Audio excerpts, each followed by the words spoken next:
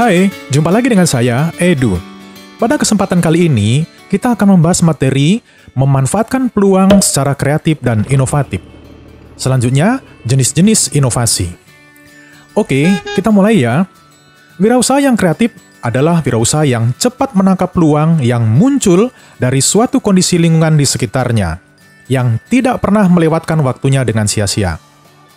Orang yang kreatif akan memandang barang yang oleh kebanyakan orang dianggap tidak berguna menjadi sangat berguna dan mempunyai nilai jual. Salah satu faktor keberhasilan seorang wirausaha adalah kemampuannya dalam memanfaatkan peluang secara kreatif dan inovatif. Kreativitas merupakan kemampuan untuk menciptakan sesuatu, sedangkan orang yang kreatif adalah mereka yang memiliki daya cipta. Berdasarkan penelitian, kreativitas dapat diidentifikasikan sebagai berikut. 1. Menciptakan atau to create adalah proses berupa mencari atau menciptakan dari yang tidak ada menjadi ada. Kedua, memodifikasikan atau to modify, yaitu memodifikasi sesuatu berupa mencari, membentuk fungsi-fungsi baru, atau menjadikan sesuatu menjadi berbeda penggunaannya oleh orang lain. Ketiga, mengkombinasikan atau to combine, yaitu mengkombinasikan dua hal atau lebih yang sebelumnya tidak saling berhubungan. Dengan bermodalkan kreativitas, maka seorang wirausaha harus bisa berpikir bagaimana memanfaatkan peluang usaha di sekitarnya secara kreatif, yaitu dengan cara 1. Memanfaatkan barang yang tidak terpakai. Misalnya, memanfaatkan kain perca, sedotan, stik es krim menjadi produk yang mempunyai nilai jual. 2. Memanfaatkan barang yang disediakan oleh alam. Misalnya, memanfaatkan akar pohon, tanah liat menjadi suatu kerajinan. Ketiga, memanfaatkan kejadian atau peristiwa yang ada. Misalnya, di saat musim hujan dengan menjual payung dan jas hujan. Sedangkan di saat musim panas bisa menjual masker muka. Keempat, memanfaatkan segala sesuatu yang dapat memberikan peluang usaha. Selain memanfaatkan peluang usaha secara kreatif, kita akan membahas pengertian inovasi.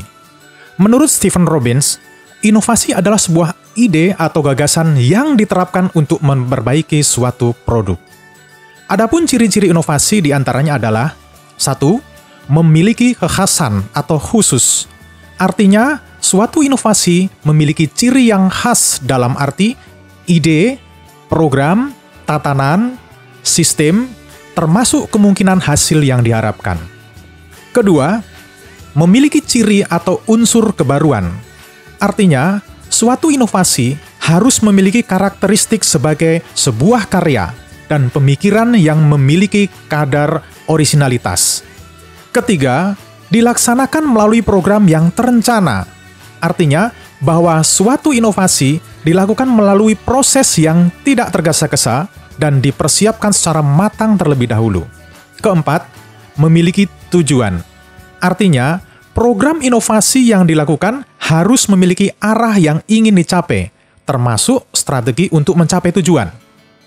Selain mempunyai ciri-ciri, inovasi dibagi menjadi beberapa jenis. Menurut Kuratko, inovasi dibagi menjadi 4 jenis, yaitu 1. Invensi atau penemuan baru, yaitu kreasi suatu produk, barang atau jasa, atau proses baru yang belum pernah dilakukan sebelumnya. Konsep ini cenderung disebut revolusioner. Contoh, penemuan pesawat terbang oleh Wright bersaudara. Telepon oleh Alexander Graham Bell. Kedua, ekstensi atau pengembangan dari yang sudah ada sebelumnya, yaitu pengembangan suatu produk, barang atau jasa, atau pemanfaatan baru dan penerapan lain pada produk, barang atau jasa, atau proses yang telah ada. Konsep seperti ini menjadi aplikasi ide yang telah ada.